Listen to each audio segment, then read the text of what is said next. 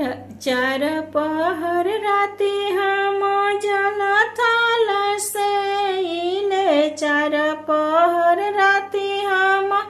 जल थल से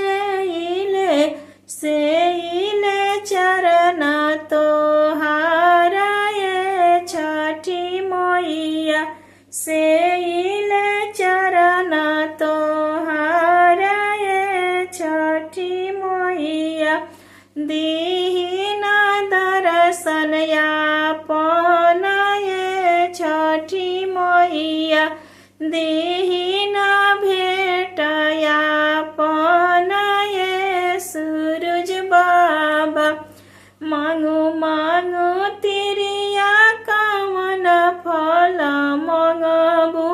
मांगू मांगू तिरिया कवन फल मंगबू जो तय के हृदय में समास नैहर में मांगिले भाई से भतीजावा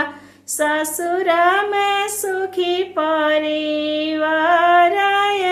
छठी मैया ससुर में भरल भंडार छठी मैया अपना ला मांगिले अवध सिनरवा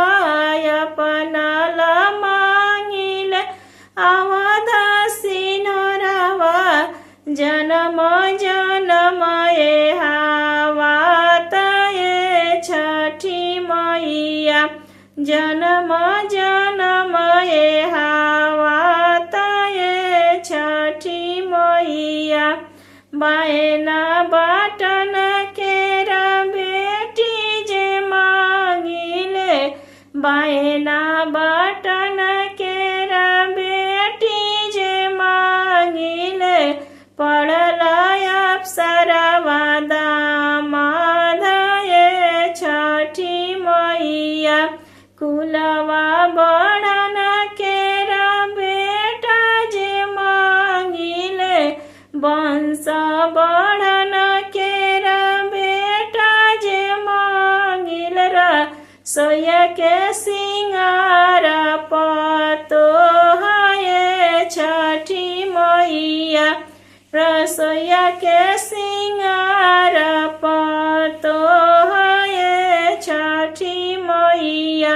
घोड़ावा चढ़न केरा बेटा जे मांगिले गोड़वा लगन के पतो है छठी मैया गोड़वा लगन के